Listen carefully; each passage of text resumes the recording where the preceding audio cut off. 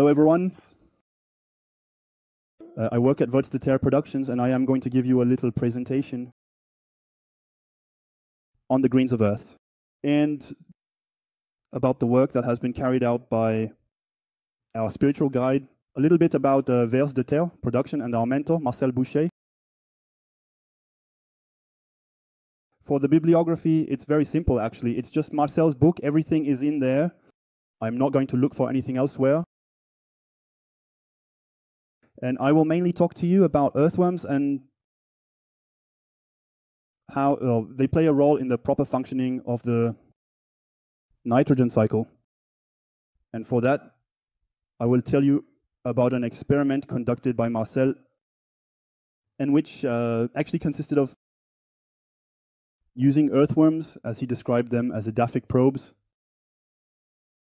So it basically involves taking earthworms that have lived in an undisturbed natural meadow for several centuries, performing a double labeling of these earthworms, meaning to color them and then label them with a specific nitrogen, or rather with a specific isotope, and then reintegrate them into this meadow and measure labeled nitrogen and what happens to it. So, before understanding these results a little better, it's necessary to do a brief reminder that is essential to fully grasp the significance of this experiment on how do earthworms live, particularly regarding their habitat and food. Regarding their food, the earthworm's diet is very schematically divided into two parts. Knowing that it depends a lot on the categories of earthworms, whether they are anisic, epigeeic, endogeeic, etc. And we notice that 50% of it is organic matter. This is what Baptiste showed earlier, and it was very illustrative, and even Alain's slide showed this morning, where we see the earthworm coming out of its burrow, going to fetch the leaf and eating it. So it's half of its diet that then ends up as excrement, which Marcel refers to as ombre mix, meaning the mix of organic organomineral between the organic matter that has been ingested by the earthworm and then the mineral fraction that it ingested at the same time. According to ombre mix, the earthworm will re-ingest it and its excrement. This will make up the other half of its dietary menu. This is what Marcel calls the earthworm cheese. It's the ombre mix that has been attacked by microorganisms that will decompose it and make it appetizing, because the biogenic elements contained in the lombre mix will then be available and assimilable again by the earthworm. So regarding the habitat, so there you go. If I tell you that an earthworm digs tunnels, I'm not telling you anything new. It represents 400 meters of tunnels per square meter. So it's a study that was conducted by INGRA, I believe, where they used a medical scanner to see how it was happening in the soil at the level of the earthworm tunnels. And so we see that it's completely riddled with tunnels when it's, of course, on a meadow, so an undisturbed environment. Now, the earthworm is a very sensitive animal. It responds well to specific soil moisture and temperature, so conditions. Regarding temperature, the ideal average temperature for the earthworm is going to be around 12 degrees. And in terms of moisture, it needs a certain level of humidity in its tunnel, which should not be less than 20% and should not be too high either, because otherwise the earthworm will die from asphyxiation. It can swim in water, but it cannot live there indefinitely. It is capable of regulating its environment. That is to say, if its tunnel is not humid enough, it will excrete directly through its skin due to its metabolism. Basically, it will spray itself with urine and excrete mucus, which will allow it to regulate its environment. Regarding temperature, it's the same. Depending on the seasons, it will move up or down in its tunnel to reach the ideal temperature according to the heat. Knowing that an earthworm is capable of descending very deep, basically, what stops it will be the mineral fraction of the soil. If it reaches the bedrock or if it reaches a water table. So here are root highways, because obviously we see that for the plant there is a big advantage in exploiting the earthworm's tunnels from the point of view of the porosity created by the tunnel, because it will be able to send its roots effortlessly in the earthworm tunnels. Water seeps into the earthworm tunnels. We saw it clearly this morning with Baptiste's presentation as well. And consequently, nutrients, and notably nitrogen. So, the earthworm's mucus. As I was telling you earlier, the earthworm, to make itself comfortable in its tunnel, will secrete mucus, which will have two main functions. It will serve as a coating in its tunnel, allowing it to stabilize and prevent it from collapsing throughout the day. And above all, it will allow it to slide.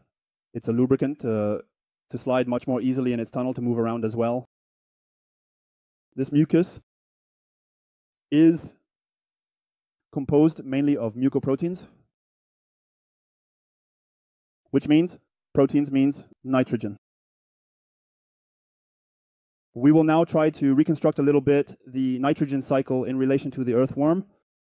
As we have seen, we are on soil where there is a plant growing which produces nitrogen, and will return it to the soil by bringing organic matter to the litter layer. The earthworm digs its tunnel, it collects nitrogen by eating the organic matter. Then it gets comfortable, it excretes mucus in its tunnel, which therefore contains nitrogen.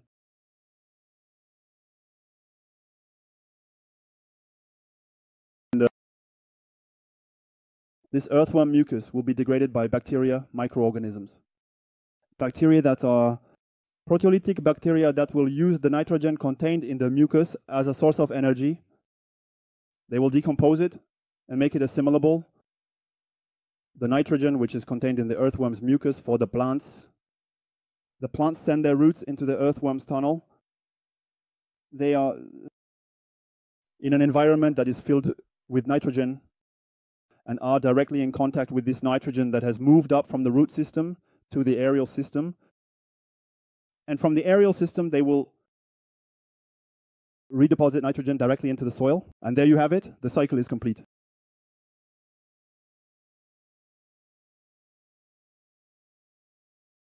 So I was telling you about the experiment that Marcel conducted earlier regarding the earthworm, which was used as a probe in the soil.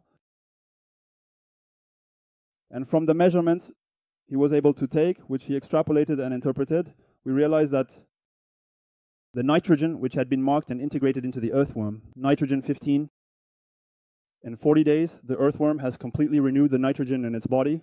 That is to say that all the nitrogen marked 15 in the earthenware has disappeared, where it has been totally replaced by nitrogen 14, which is present in nature. And above all, the most important thing is that this nitrogen is found 100%. The plant, that is to say, there is the curve of nitrogen 15 in the earthworm that goes down, and simultaneously, at the same speed, we find nitrogen 15, which moves up from the root system into the plant up to the aerial system. So that's why I mentioned that it is a distribution of nitrogen to the plants that is in a just-in-time flow, because they always have nitrogen circulating in the earthworm's grid into which they will send their roots. So here we are going to take a step back from all this and try to put some numbers on it. So in fact, we realize that we need to start from here. The earthworm's menu is roughly estimated at, so here it is, it's a year with a population of 1 ton of earthworms per hectare. What the earthworm eats represents 2.3 tons of nitrogen. Out of these 2.3 tons, there are 1.7 tons, so 1.75 kilo, that will be directly excreted because it will not be assimilated by the earthworm. That's what they expel. It will be decomposed by microorganisms and ingested by the earthworm, the lombrimix, the earthworm cheese, which I mentioned to you earlier. By decomposing these casts, the microorganisms make mineral elements available to the plants. This is the classic recycling scheme of organic matter that is usually presented about earthworms. After that, what's interesting is the straight path. It's what the earthworm directly assimilates when it eats. So there are 600 kilos of nitrogen that are assimilated. But when we say assimilated, it means directly excreted afterward by the earthworm through the functioning of its own metabolism. That's why earlier I was talking to you about mucus and urine. In fact, what does the earthworm excrete? So it's 600 kilos of nitrogen, 600 units of nitrogen that are directly sent into the soil system and then decomposed by proteolytic bacteria, making it available to the plant.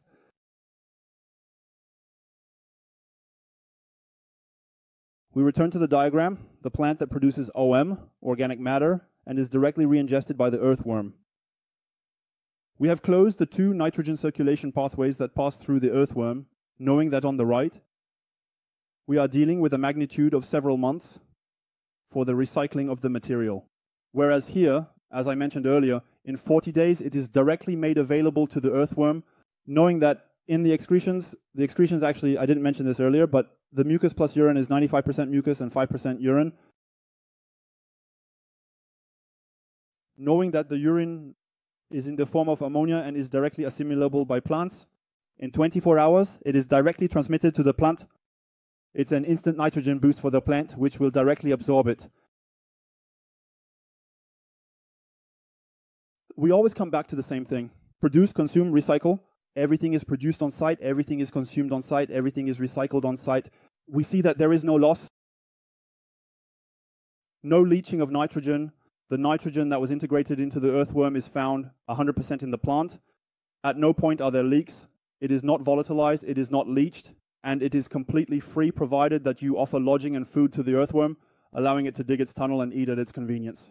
Knowing that for the earthworm's tunnel, for its lodging, if we plow, we know that it's 80% fewer earthworms, and we know that of the 20% that remain, they will likely starve because they will have nothing to eat on the soil surface.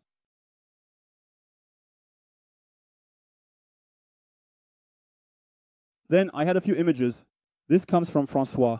It was to give you a small example of how the earthworm is capable of structuring its environment and rebuilding soil. I will hand over to Francois. He will explain it much better. Yes, I will comment quickly. For those who were here yesterday, I promised you 3 photos on the usefulness of Marcel Boucher's work in the construction of agricultural systems. Yes, well, maybe a small example of the usefulness of Marcel Boucher's work on the construction of agricultural systems. Am I in the right place for the camera, or I'll stand here.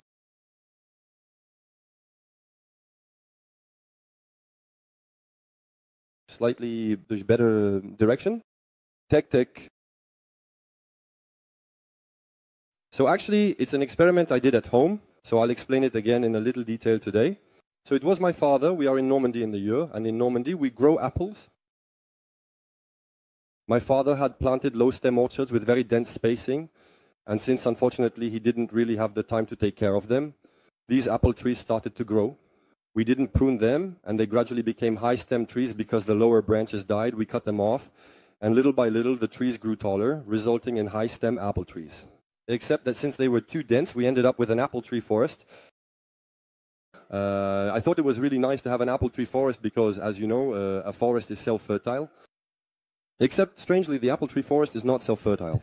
And so, in fact, our apple trees grew, and the more they grew, the more the grass disappeared from the ground.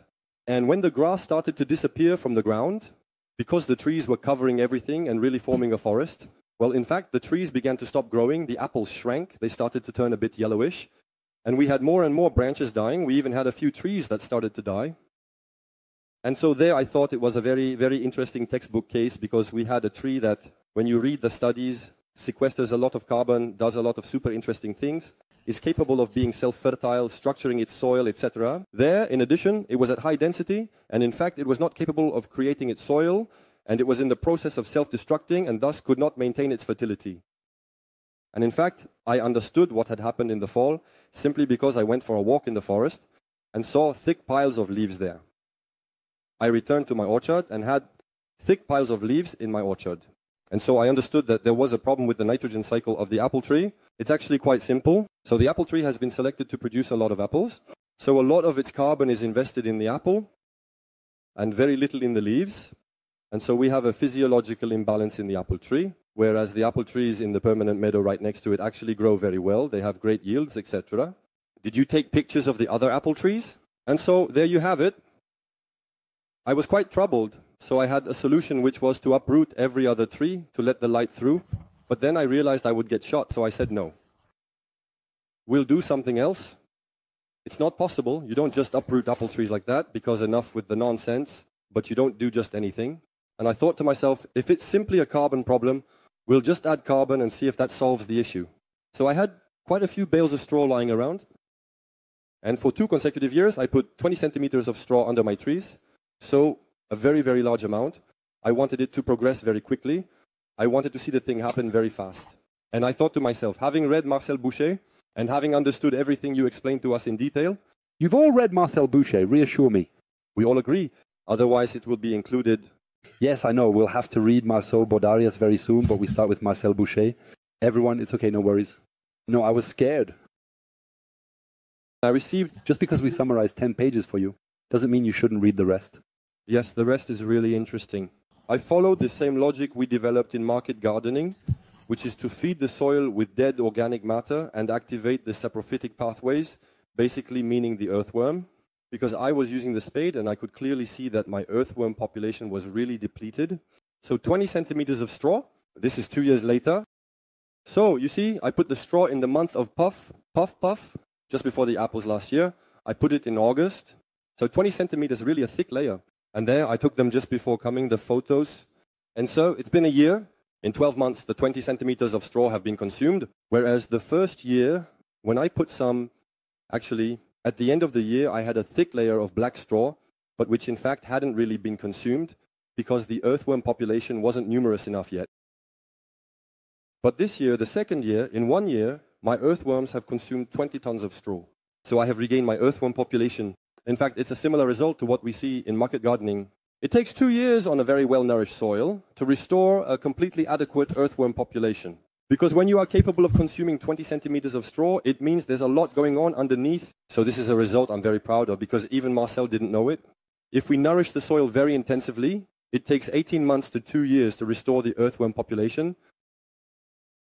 Now the soil has become so loose. I'm sorry, I don't have photos from 2 years ago. These were the photos just before leaving. The soil is so loose most of the time under the orchard that I can't even lift a clod. I give it a hit with the spade and it crumbles. It turns into semolina. And you'll understand why. So the soil now looks like this. So you see, look, you have to press. So you can typically see here very dark areas with all the worm castings and much lighter areas that correspond to the soil from 2 years ago that hasn't been turned yet. So we managed to achieve this work in 2 years with very strong soil nutrition. So here we can estimate that almost 80% of the soil has been completely turned by a very well-fed population of earthworms. So already at the visual level of the soil, well, this was a particularly compacted area. That's why I managed to pull out a clod. Otherwise, in the rest of the orchard, it's now very difficult to pull out a clod. It turns into crumbs. And so we see that even the particularly compacted areas are actually already very well loosened at this stage. So it's a bit like all the same photos. This one, it's a bit the same story. So here, in a closer view, we clearly see the earthworm that made a tunnel and filled it with a mix of mineral and organic matter. Visually, it looks like this. So as I was saying, there's not much growing underneath except for a few nettles. Now, the nettles, I guarantee you that they sting. They are this tall, and with the slightest bit of light that passes through, they manage to grow. Now, the trees in the middle are still quite suffering because they were really almost at the end of their life. They were really dying. The trees that are, how do you say, all around, on the edge, they have recovered much, much faster. And above all, it results in this. We have so many apples that we don't even know what to do with them. It's overflowing with apples. We have foliage that is beautiful, large, green, and very strong. And here, in addition, we have a lot of foliage. A large part of the apples are actually hidden. And throughout the entire orchard, in fact, the branches are just covered with apples. It's just completely mind-blowing. There you go. And so it's like this almost everywhere, except for some trees in the middle that have been really, really damaged and are slowly but surely recovering. So are there any photos of peeling? No, you didn't put them. There are very interesting signs. For example, these are trees that are now 30 years old, and in fact, they are losing all their old bark because they are growing so fast, and they are regaining the appearance of a branch from this year. The skin is smooth and gray because they are growing so fast that all the bark is falling off. So, just to conclude, the earthworm is useful. Feed it, and maybe in agronomy we will be able to do some quite nice things